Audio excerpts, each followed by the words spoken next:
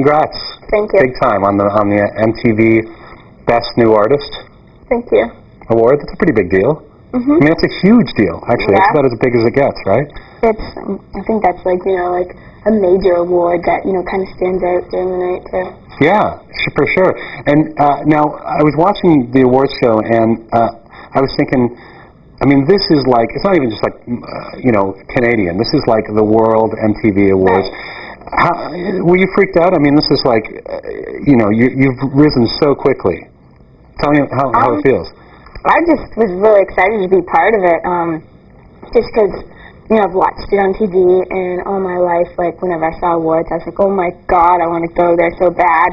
And then me and my band walk in, and we take our seats, and we look around, and we're like, oh, it feels like we're in this gigantic movie theater with, like, all these famous people sitting around us, and then we got to watch, like, 3 concerts. It was really cool. And, I mean, you're young. Mm-hmm. You're a lot younger than me, as you pointed out before we went there. But I mean, you're so young, like you're 17. And these people, 18 next month. Well, you're still 17, all right? These people around you are all older than, even your idols. Like, I talked to you at the MMVAs, and you said you love the Goo Goo Dolls. Even they're like, God, near my age. They're probably 10 years older than you, right? So, I mean, there's all these stars that you love and that are now, I mean, do you feel like a little kid, or do you feel like you're their peer now? Being away from home and being on the road definitely has, like, aged me and matured me and whatever, Being in business, I don't have a typical, normal 17-year-old's life and lifestyle. So, I mean, I don't feel like this little kid, like, around everyone. I've definitely grown up really fast, and if you're asking me, no, I don't feel out of place or whatever. Yeah, that's what I'm asking you. Did it feel weird? Was there at some point where you were kind of like, man, they're all adults except for me or something? No, I don't really think that anymore. Nice. When I first got into business, it was weird. It's like, because like 24/7, there's like adults working around me, like being in the studios working with adults, people at my label, like everyone just was quite a bit older than me, and I was like, I want to be around people my age. Right. But it's But you don't really notice that anymore.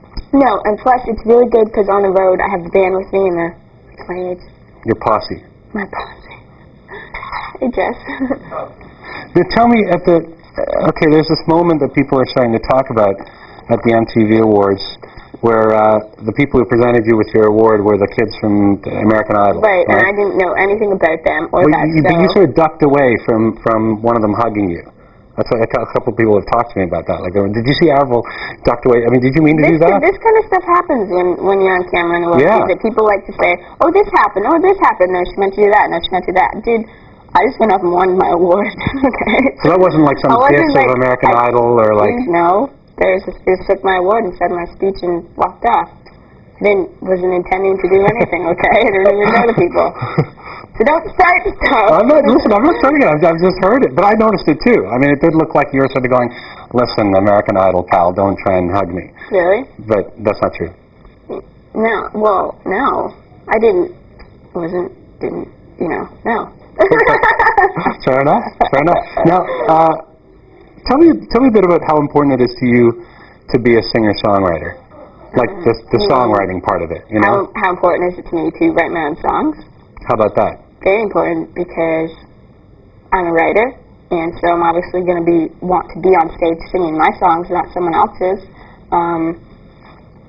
And plus, I mean, it's about what I'm going through, and it's just more the fans can relate to that stuff more. Right. It's very important to me. I don't want to be up on stage singing, what that writer went through or his love story. I'm going to talk about mine. But some of the stuff you do is co-written, co-write. Tell me about what does co-writing mean? When I co-write, I sit down with the guitar player. He comes up with like some chords and some riffs, and I just kind of like, get inspired by that and throw down like my melodies and my lyrics, and it's good. It's kind of like tennis. Just throw back ideas. If I'm stuck and I'm just like, damn, what do I do here? Then he'd be like, oh, maybe you could do this. Or like, it's... So saying complicated. your worldwide hit. Well, it is, right? Tell me about the process of writing that song. Like, what part did you write? I had input on everything. Because you got 4 people listed, right? As writers. Yeah, well, it's because they're a group, and you know, it doesn't necessarily mean that everyone, you know, sat down with Lauren and we sat out on the lawn and went through the lyrics, and me and her husband Graham sat down with the guitar and came up with like the melodies and everything, and we all had like a big part in it. What about your band? You seem pretty close with those guys. Do you write songs with them yet, or is that something that you want to do? We've worked on a couple of things, yeah. Like when you're just jamming or something, yeah, songs might come out of that? We're rehearsing or whatever. Sometimes we come up with some stuff or whatever. So, are you glad that there's a new single rocketing up the charts? Are you aware of how complicated it is? Are you at a point where you're sort of going, man, I don't want to hear that song anymore, it's such a huge hit? It's not, I like hearing it, it's fun, so I'm like, ooh, that's me, and I get all excited. Am I aware of what it's doing? Well, I mean, I just, you hear stuff like like the Who, when Can't Explain, they're like, I don't want to ever hear Can't Explain again, after it was a huge hit or something, Are you at that point with your song? The Who was a band. I'm kidding. No, you know what I'm saying? No. Oh. What I'm saying is, are you getting to a point where you're just feeling complicated so much that you want to move on to your next single? Like that you're just like, I don't want everyone to dwell on that. That's what I'm saying. Are you happy? I have another single, yeah. Yeah, it's cool. It's like, there's more to me than that song, Complicated. Right. That's what I'm getting at. Okay, yeah. Yes, it's exciting. I have another single. It just took me about 3 minutes past the question. That's all. We got to it. Tell me about this thing, a lot of people are calling you the anti-Britney. What is an anti-Britney? Well, that's why I'm asking you. I'm not sure, but what I think it means, what I'm thinking it means is that Britney is this perceived as this manufactured pop star, and you're not that. You're more real. I'm very different from her in very many ways, musically, image-wise and stuff, but I'm not going to go around calling myself an anti-Britney. That's just a word that's just like, dude, she's human, like, what if there's an anti-Avril one day? Like, I just think that word's silly, and I don't want to play that game. I don't want to put myself in categories. Do you feel like the singer-songwriter part of you, though, separates you from people like Britney or Christina that, don't write their own stuff? And that's something that you obviously wear with pride. Oh, yeah. Well, part of the reason I think they call you the anti-Britney is also maybe because you're more of a rocker. People like to call me things. They like to call me punk. They like to call me this big skater chick. Now they like to call me the anti-Britney. What's next? Well, how do you feel about being called those things? I don't like it.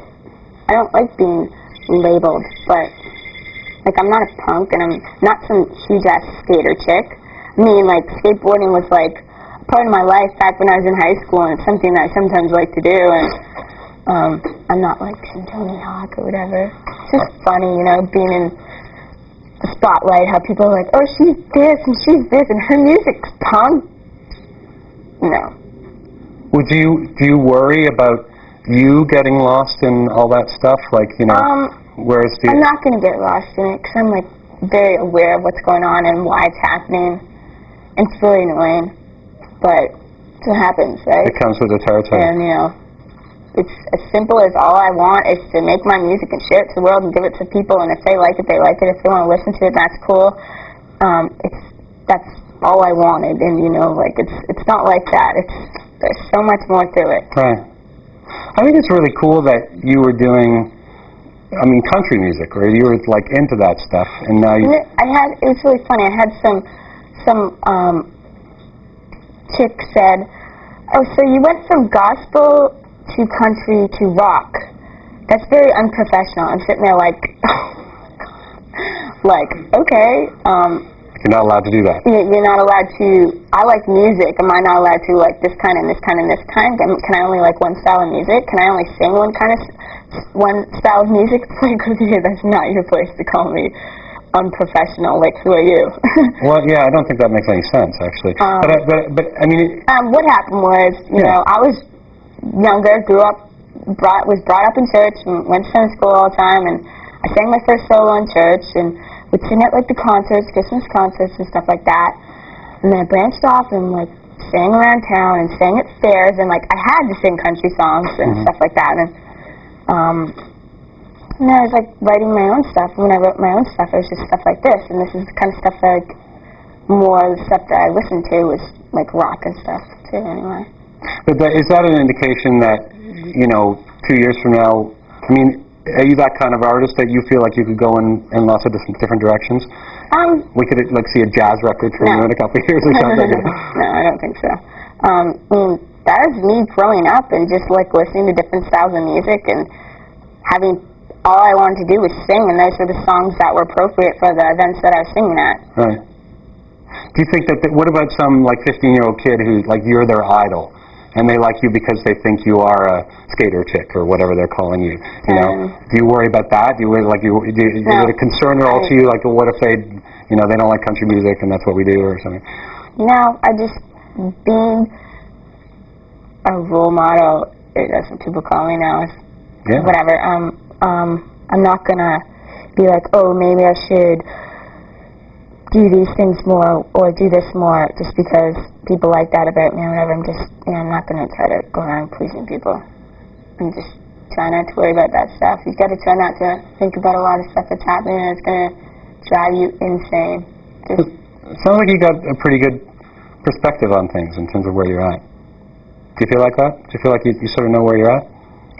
Sometimes. I mean, it's a whirlwind. Like, you can't rise faster than you've risen. I don't think. I mean, I don't think that's possible. And they always say the person in the middle must be, I mean, it must be just madness, you know? Like, all of a sudden you have this. One last question. All right? Everybody's waving at me. It's funny. Why do you think I'm 100 years old? No, I don't know. No, my last question is, like, I think it's totally fascinating that there's, like, kids dressing like you. Like that you like this quickly you set this trend, right? How did that look, the Avril Lavigne look, come about? Why do I dress the way I dress? No, I mean specifically the tie over top of the I just started wearing ties for some reason, and when I had pictures taken of me, I was with my ties on and I got out to the world and people were like, ooh, and they started wearing ties. Like yesterday I was walking on Queen Street, and I saw like two chicks with like this over their shirt, and I was like, it's weird. It's really weird. It must be pretty weird. I mean, I'm not the only chick who's ever like worn a tie, but like, you know, I do it over like it's happened like so many times in fashion magazines where like they have like the cute little tucks and like the little tie or whatever, and like I mean, like I know that different people have done it, but recently I'm the one who's been, you know, doing the big tie, the guy tie, just over normal clothes. And when I see that on the street, I'm like, you copied me. Well, listen, I know you're in the middle of a big tour. You got a show today. Good luck. Nice to meet you. Thanks. Talk to you soon. Thank you.